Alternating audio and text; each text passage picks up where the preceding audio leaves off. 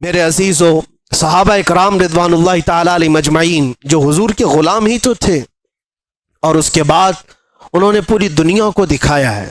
مدینے سے وہ نکلے تھے، صحراؤں میں رہنے والے ہیں، بادیہ نشین چٹائیوں پر بیٹھنے والے ہیں، اور پیون لگے کپڑے پہننے والے ہیں، پورا دن ایک کھجور کی گھٹلی پر صبر کرنے والے ہیں، پانی کے نام پر دو دو دن تک قلت کا سامنا کرنے والے ہیں، اور جن کے گھروں میں ایک بار گوشت کا ایک ٹکڑا آ جائے تو پورے مدینے میں گھومتا تھا، پورے مدینے میں گھومتا تھا۔ یہ وہ جماعت ہے صحابہ کی، لیکن نکلے تھے تو قیصر و کسریٰ بھی کانپتے تھے، تھراتے تھے۔ جانتے ہو روم اس وقت کا پاورفل ملک تھا، دوسرا پاورفل ہے یہ قیصر جس کو کہتے، اس زمانے کی دو سپر پاور طاقتیں قیصر و کسریٰ، یعنی پرشین ایمپائر اور رومن ایمپائر۔ روم کو فتح کرنے کے لیے جب آمنا سامنا ہوا تھا تو کس کا ہوا تھا؟ اللہ کے شیر سیف اللہ المسلول خالد بن ولید رضی اللہ تعالیٰ عنہ۔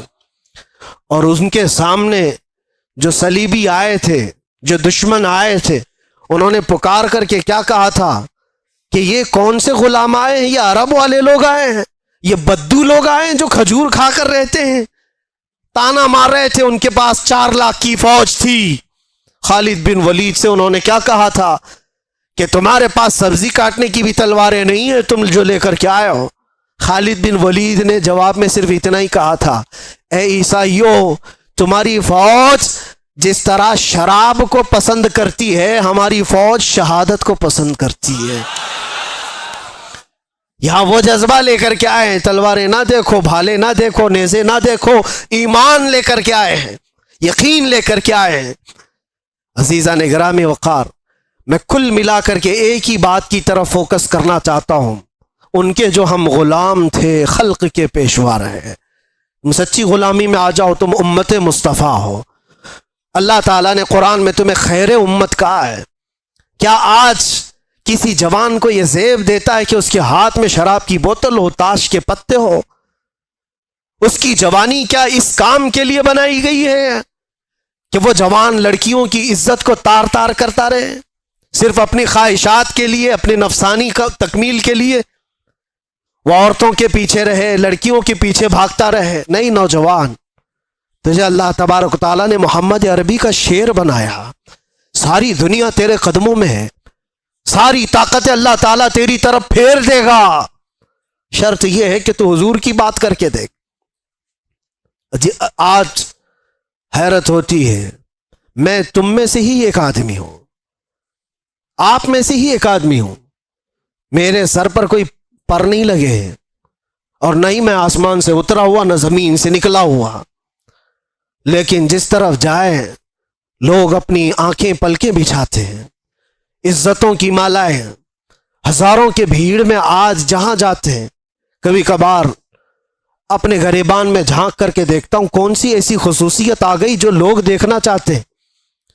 2 آنکھ 1 ناک، وہی ساری چیزیں تو ہے، کوئی اسپیشل چیز ہے، کوئی الگ چیز ہے؟ سب کچھ تو وہی ہے، لیکن یہ لوگوں کا ہجوم ہر طرف سے امڑ کر کے ایک آدمی کو دیکھنے کیوں آتا ہے؟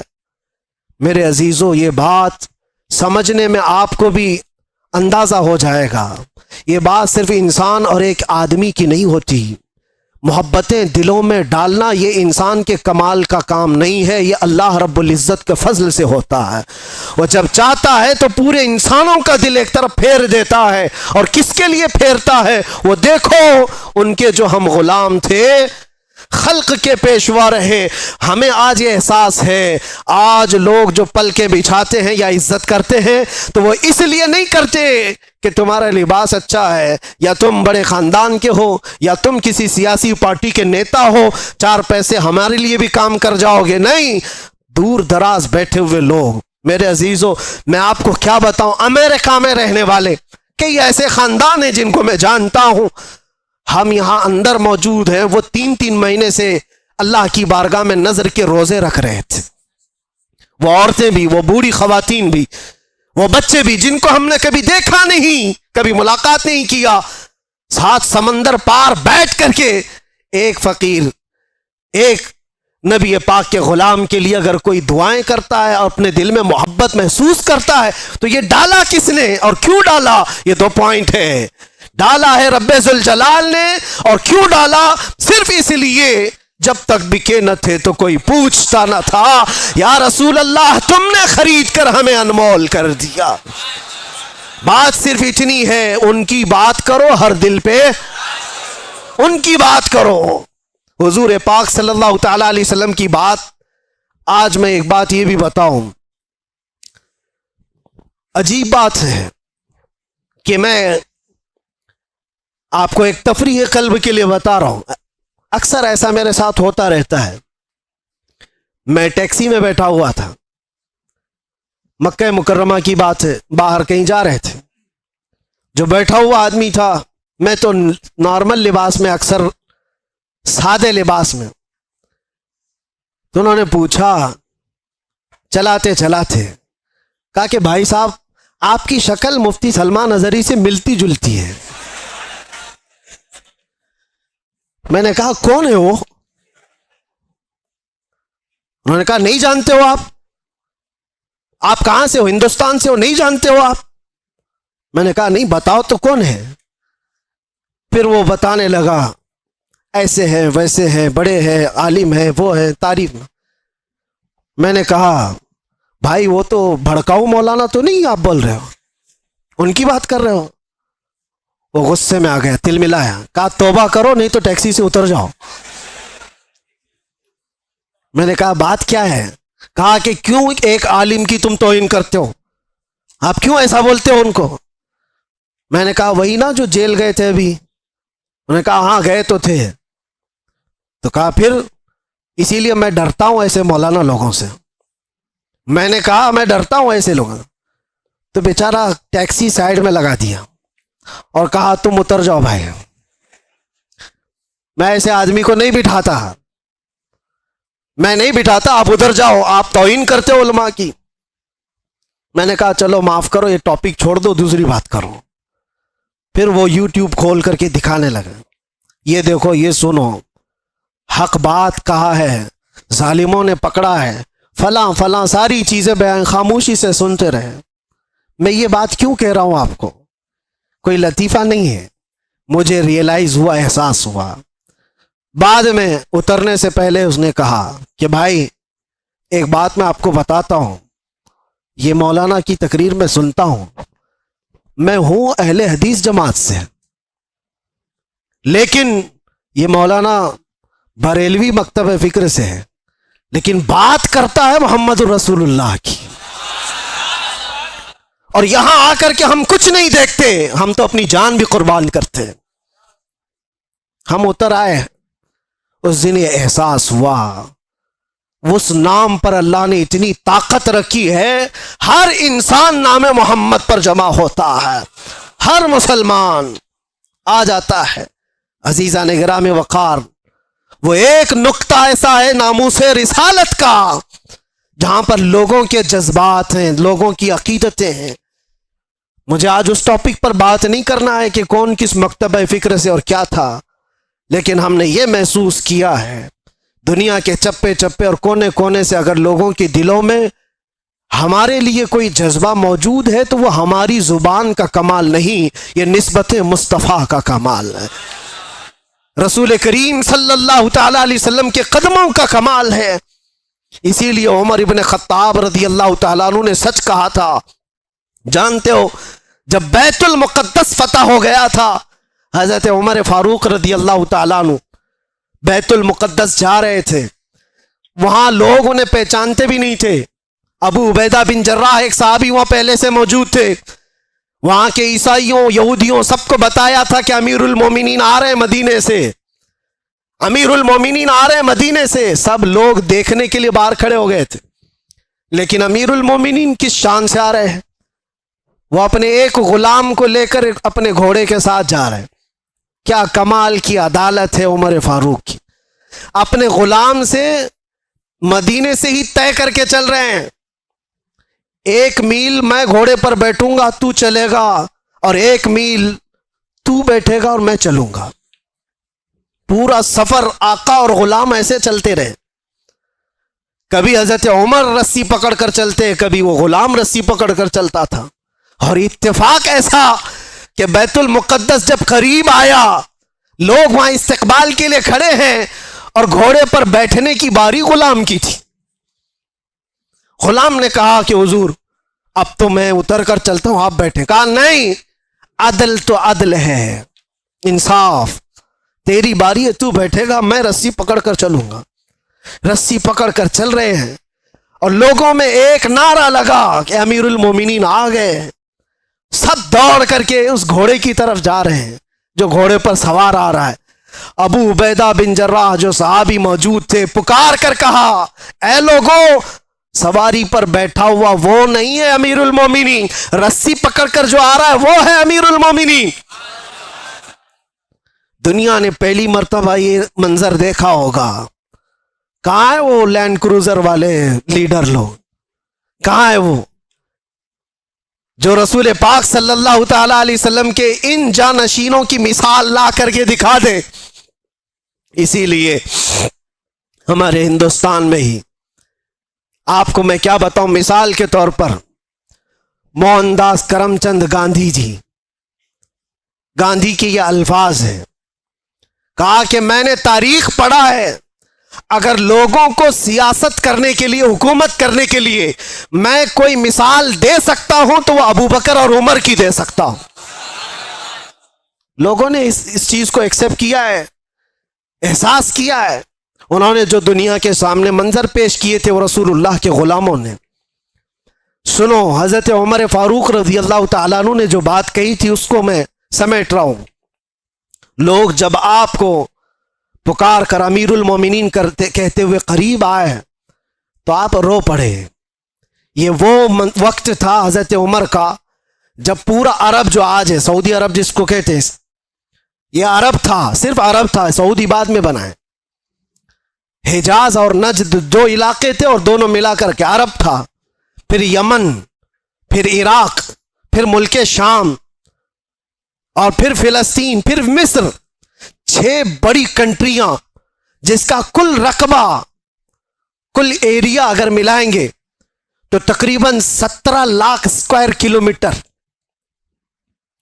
اور بعض میں ہے کہ 36 لاکھ اسکوائر کلومیٹر.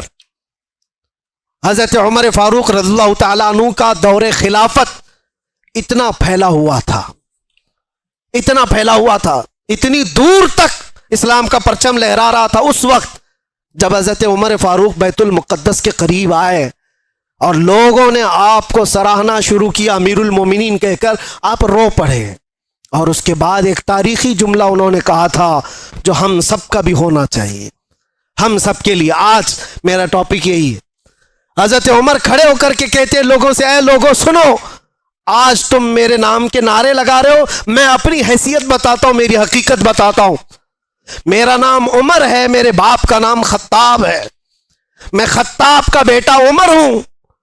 بچپن میں مجھ سے 2 بکریاں نہیں سنبھالی جاتی تھی، میرے باپ مجھے بکریاں چرانے کے لیے بھیجتے تھے تو بکریاں ادھر سے ادھر ہو جاتی، اور جب بکریاں مجھ سے نہیں سنبھلتی تو روز میں اپنے باپ کے گھوسے کھاتا تھا، روز مجھے مار پڑتی تھی میرے باپ سے، بکریاں مجھ سے نہیں سنبھلتی تھی. اور آج تم دیکھ رہے ہو 36 لاکھ اسکوائر کلومیٹر کا پورا رقبہ عمر تنہا اس کی نگرانی کرتا ہے. اور ایسی نگرانی مدینے میں بیٹھے ہوئے عمر فاروق ہیں. ملک شام کا ایک واقعہ میں آپ کو بتا رہا ہوں. ملک شام مدینے سے ہزاروں کلومیٹر دور، ملک شام میں بیٹھی ہوئی ایک خاتون رات کو اپنی بیٹی سے کہتی ہے، دودھ میں پانی ملا کر کے بیچو تو تھوڑا زیادہ ہو جائے گا.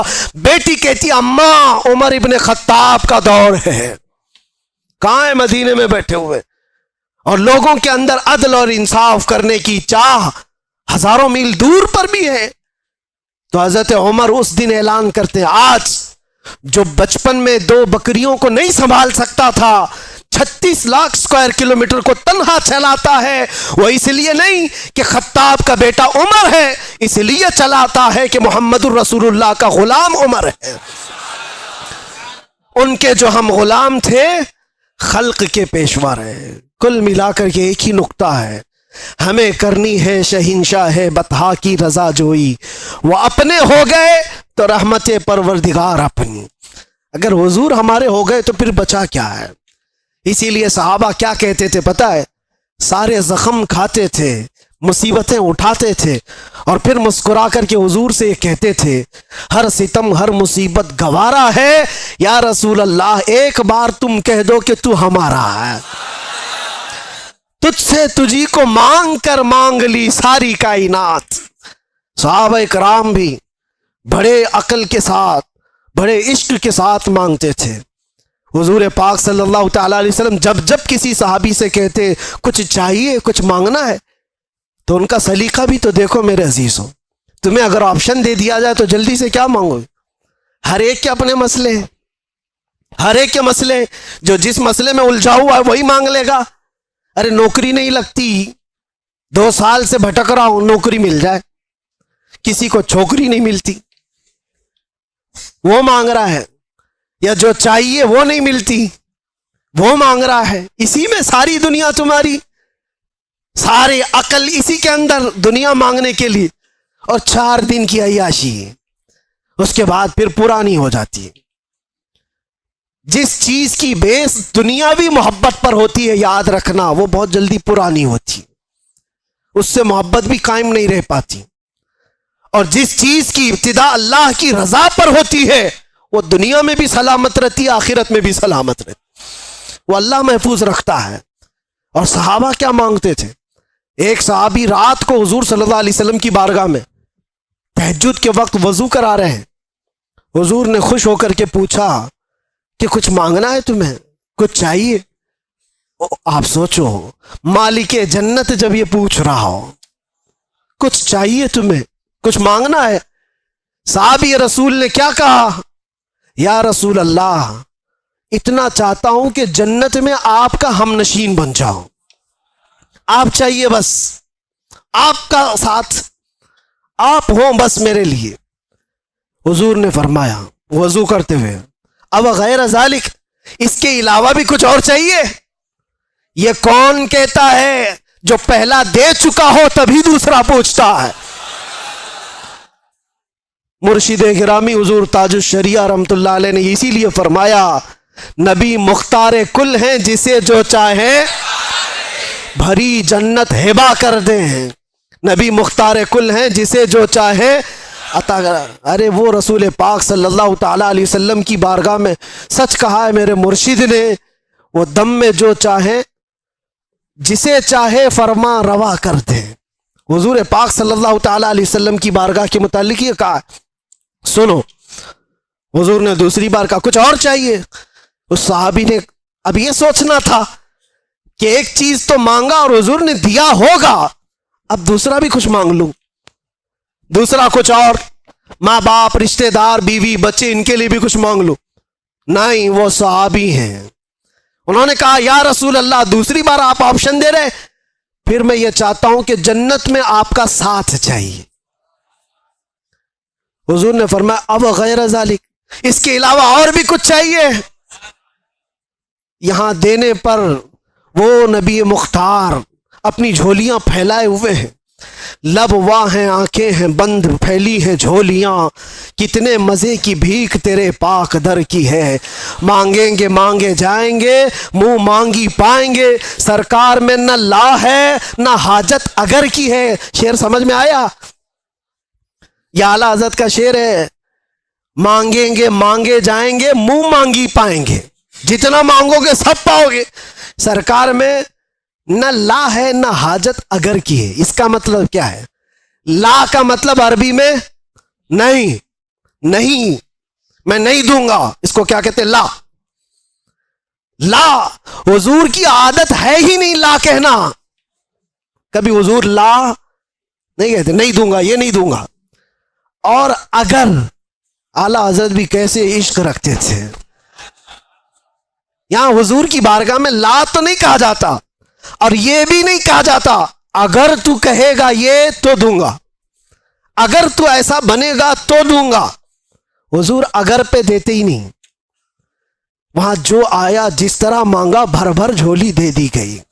میرے کریم سے اگر قطرہ کسی نے مانگا، دریا بہا دیے ہیں، دربے بہا دیے ہیں، مانگیں گے مانگے جائیں گے، منہ مانگی پائیں گے، سرکار میں نہ لا ہے نہ حاجت اگر کی ہے۔ اب سوچو، وہ صحابی کو تیسرا آپشن ملا ہے، اب بھی تو کچھ اور مانگ سکتے تھے۔ تیسری بار اس صحابی نے کہا یا رسول اللہ مرافقتک فی الجنہ، جنت میں آپ کا ساتھ چاہیے، کیونکہ وہ صحابی جانتے ہیں تجھ سے تجھی کو مانگ کر مانگ لی ساری کائنات۔ اگر حضور کو مانگ لیا ہے، حضور کا ساتھ مانگ لیا، تو ساری چیزیں تو اللہ یوں ہی دے دے گا، صدقے میں سب آ جائیں گی۔ یہ مانگنا وہ مانگنا فلاں مانگنا کیا ضرورت ہے؟ نبی جب کسی کا ہو جائے تو پھر کائنات اس کی ہے، نبی مختار کل ہے۔ صحابہ نے یہ سلیقہ دکھایا ہمیں، وہ حضور کا ساتھ مانگتے تھے۔ اسی لیے تو حضرت عمر بھی کس بات پر فخر کرتے تھے پتہ ہے؟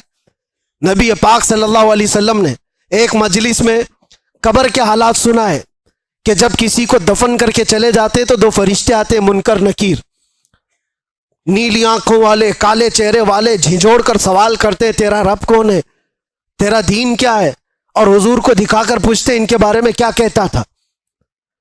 تو وہ بہت سخت وقت ہوگا، منکر نکیر جب سوال کر رہے ہوں گے، بہت سارے تو ٹائیں ٹائیں فش ہو جائیں گے۔ ہاں یہ بات یاد رکھو، سوالات آج سب کو پتہ ہے، قبر میں جانے کے بعد بھول بھی جائیں گے۔ وہی یاد رکھے گا جس پر میرے مولا کا فضل ہوگا۔ ہاں میں ہمیشہ یہ بات کہتا ہوں، اپوزیشن والے بھول جاؤ گے۔ ہاں دو چیزوں میں تو بول سکتے ہو، دو چیزوں میں تو بول سکتے ہو، تمہارا رب کون ہے؟ اللہ، وہ بھی بولیں گے ہم بھی بولیں گے۔ تمہارا دین کیا ہے؟ فخر سے بولیں گے میرا دین اسلام ہے۔ جب حضور کو دکھا کر پوچھیں گے، اور فرشتے بھی سوال کا دیکھو وہاں پر ایک دم ٹائپ ہی بدل گیا ہے، انداز بدل گیا ہے۔ دو سوالوں میں تو فرشتے پوچھ رہے ہیں تیرا رب کون ہے، کون تھا نہیں پوچھا، کیا پوچھا؟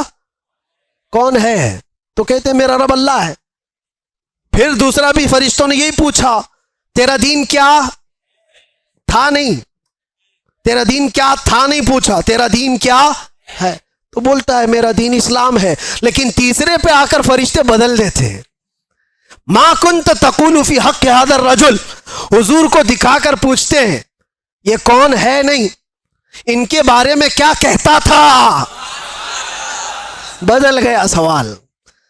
اگر فرشتے وہاں بھی یہ پوچھتے یہ کون ہے، تو سب بولتے اب تو دیکھنا ہے کیا یہاں پر کوئی مجال ہے کہ انکار کرے، اب تو پھنسا ہے، بولے گا ہر کوئی بولے گا۔ لیکن فرشتے وہ نہیں پوچھ رہے یہ کون ہے، بلکہ یہ پوچھتے ان کے بارے میں کیا کہتا تھا۔ یہی کہے گا کہ ان کو پیٹھ پیچھے کا علم نہیں تھا، یہی کہے گا جو آج چیمی گوئیاں کرتا رہتا ہے، دلیلیں کہاں ہیں، وہ کہاں ہیں، یہ کہاں ہیں۔ میرے عزیزوں اسی لیے دامن تھام لو اعلیٰ حضرت کا، قبر کے سوالات بھی پکے تمہاری گٹھی میں پلا کر کے گیا بریلی کا عاشق۔ جب فرشتے یہ پوچھیں گے کیا کہتا تھا، تمہارے پاس اتنے الفاظ ہیں کیا کیا نہیں کہو گے۔ میں تو یہ کہتا تھا سرور کہوں کہ مالک و مولا کہوں تجھے، باغ خلیل کا اللہ رے تیرے جسم منور کی تابشیں، اے جانے جاں میں جانے۔ اور اتنا ہی نہیں کہتے تھے فرشتوں سنو، اور ہم کیا کہتے تھے، سب سے اعلیٰ وہ اولا، سب سے بالا وہ والا، ہاں بجھ گئی جس کے آگے سبھی مشعلیں، شمع وہ لے کر آیا۔ فرشتوں رکو، ہم یہ بھی کہتے تھے ان کے بارے میں زمین و زمان تمہارے، مکین و مکان، چنین و چنا، بنے دو جہاں۔ ارے ہم تو ان کے بارے میں یہ بھی کہتے تھے دہن میں زبان، بدن میں ہے جان، ہم آئے یہاں اور اٹھے بھی وہاں، لبیک یا رسول اللہ۔ یہ صدقہ ہے بریلی والے عشق کا۔ میرے عزیزوں یہاں یہ جو سوالات کا جو سیشن چلا، اب سنو حضور پاک، میں جو بات کہہ رہا تھا اس کو کمپلیٹ کر دیتا ہوں۔ حضرت عمر فاروق رضی اللہ تعالیٰ عنہ سے حضور نے فرمایا تم کیا کہو گے عمر جب فرشتے سوال کریں گے، تم کیا جواب دو گے؟ یہ بڑا اہم سوال ہے نا۔ حضرت عمر کہتے ہیں یہ تو بڑا سخت مسئلہ ہوگا 3 سوالوں کا جواب دینا. لیکن وہ پوچھتے ہیں یا رسول اللہ پہلے آپ مجھے یہ بتائیں کہ آج جو میں آپ سے محبت کرتا ہوں میرے مرنے کے بعد قبر میں بھی یہ محبت سلامت رہے گی؟ کیسا سوال ہے. حضرت عمر نے حضور سے پوچھا. میرے آقا نے فرمایا ہاں عمر، دنیا والوں کی محبت موت تک ختم ہو جاتی ہے، مجھ سے جو محبت کرتا ہے وہ حشر تک بھی باقی رہتی ہے. تب حضرت عمر نے جھوم کر کے کہا یا رسول اللہ قبر میں اگر آپ کی محبت ساتھ ہے تو پھر یہ معاملہ میرے اوپر چھوڑ دے، میں خود نپٹ لوں گا. تو تم جو ہو رسول اللہ. صحابہ کا ایک نعرہ تھا یا رسول اللہ کل مصیبت بعدک جلل، اے اللہ کے نبی اگر آپ ہیں تو پھر ہر مصیبت چھوٹی ہے، ہر مصیبت چھوٹی ہے.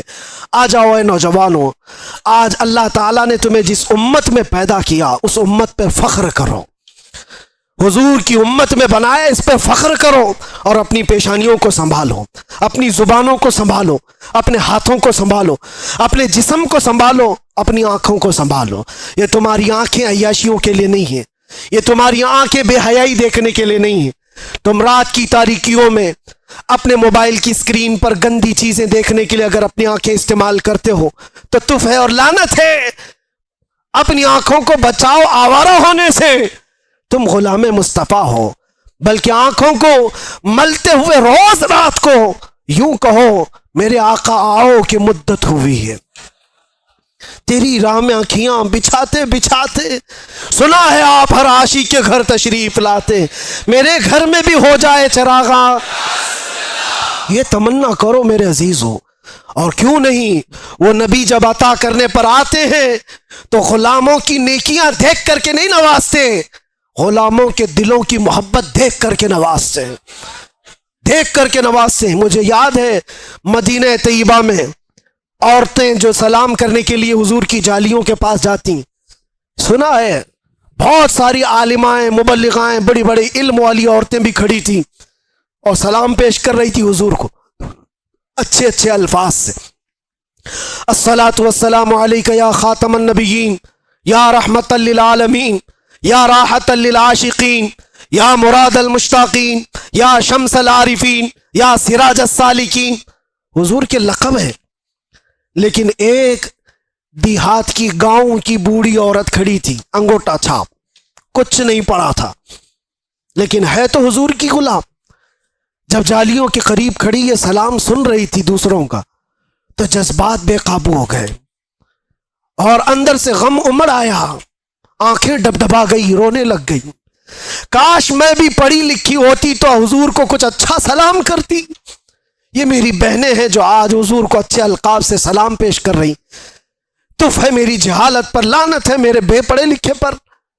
اور اس کے بعد دل اتنا بھر آیا کہ وہاں رکنے کی ہمت نہیں ہوئی.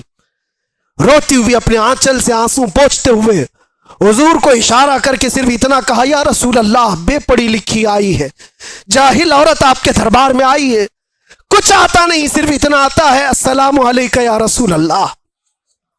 بس اتنا کہہ سکتی ہوں. روتی روتی واپس چلی گئی اور اپنے کمرے میں جا کر بہت روئی.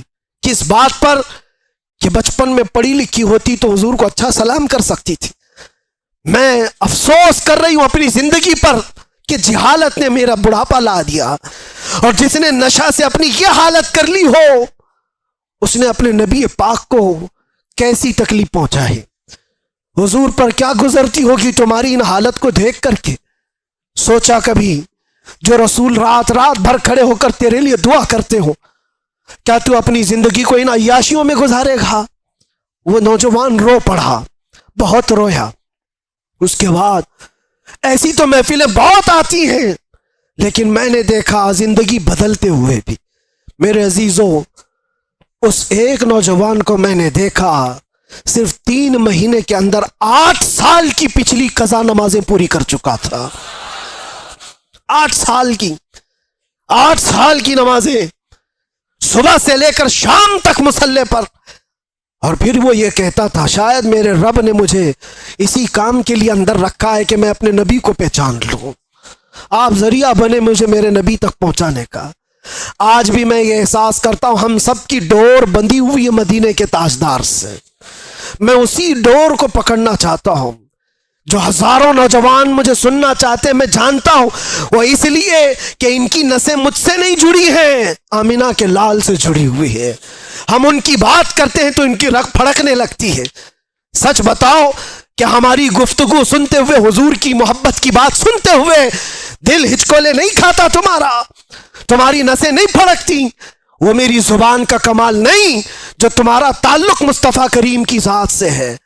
جب کسی کے محبوب کو چھیڑا جائے تو پھر اس کا پورا جسم کا خون گرم ہونے لگتا ہے. یہی تم سب کی کیفیت ہے. جتنے لوگ مجھے سنتے ہیں میں جانتا ہوں ان کے دلوں میں میرے نبی کی محبت ہے، اس لیے جب یہ باتیں سنتے ہیں تو ان کا جسم گرم ہوتا ہے اور رگیں پھڑکنے لگتی ہیں. اور میں اسی کو واپس پھر لانا چاہتا ہوں. یہ اگر چنگاری شعلہ بن جائے جو تمہارے دلوں کے اندر موجود ہے تو پھر کیا کمال کی بات ہے.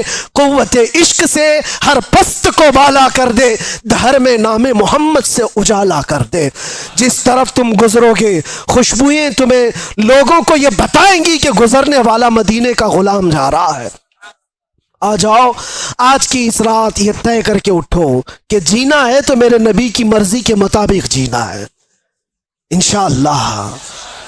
اور جتنی بے حیائیاں اور برائیاں ہم سے یا ہمارے دوستوں سے سرزد ہوئی ان کو دور کرائیں گے اور ماحول میں لے آئیں. جتنی زندگی بچی ہے جانا ہے نا حضور کو منہ دکھانے کے لیے. قبر میں حضور کا دیدار کرنا ہے کہ نہیں کرنا ہے؟ ارے سج سور کر کے ہم بھی ایک دن جائیں گے.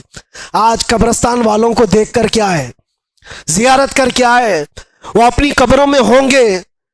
ہو سکتا ہے کچھ گناہوں کی وجہ سے کچھ لوگ سزا پا رہے ہوں، لیکن آج ہم رحمت الہی سے امید یہ کرتے ہیں مولا ان سب کی قبروں پر آج رحم و کرم کی بارشیں فرمائے. اور سب سے بڑی بات یہ ہے کہ آج رب تبارک و تعالی ان کی قبروں میں جلوہ رسول عطا فرمائے. اور ہماری بھی قبروں میں ہوگا انشاءاللہ، ہوگا انشاءاللہ. اسی لیے ہم کو ہمارے گھر والے سجا کر کے بھیجتے ہیں، اچھے کپڑے پہنا کر بھیجتے ہیں، صاف سفید لباس کفن کا، عطر بھی لگاتے ہیں، سرما بھی لگاتے ہیں، پھول بھی چڑھاتے ہیں جیسے دولہے کو سجاتے ہیں. مردے کو کیوں سجا رہے ہیں؟ وہ قبر میں جا رہا ہے، مٹی میں جا رہا ہے، لیکن بزرگوں نے فرمایا اس لیے سجاتے ہیں کہ وہ اپنے نبی کو دیکھنے جا رہا ہے، حضور کی زیارت کرنے جا رہا ہے، جانا ہے حضور کو چہرہ دکھانا ہے. تو وہ چہرہ بنا تو لو جلدی سے، اور جب جاؤ تو فرشتے جس وقت اٹھائیں گے تو ہم انتظار ہی کر رہے ہوں گے، ہم انتظار ہی کر رہے ہوں گے کہ نبی پاک صلی اللہ تعالی علیہ وسلم تشریف لا رہے ہوں گے. اور بعض لوگوں کی قبروں کا حال تو یہ بتایا گیا، اللہ اکبر، اللہ ہمیں ان قبروں میں بنائے کہ بزرگوں نے فرمایا بعض مومنین کی قبروں کا حال تو یہ ہے منکر نکیر بعد میں آئیں گے، پہلے رسول اللہ پہنچ چکے ہوں گے. اور پھر وہی مومن یہ کہہ سکتا ہے جب فرشتے اس کو پوچھ رہے ہوں بتا ان کے بارے میں کیا کہتا تھا، وہ تو پہلے سے آئے ہوئے ہیں، پھر فرشتے پوچھیں گے تو یہی تو کہے گا وہ مومن اب تو پائے ناز سے اے فرشتوں کیوں اٹھوں، ارے مر کے پہنچا ہوں یہاں اس دل ربا کے واسطے. وآخر دعوانا ان الحمدللہ رب العالمین. لبیک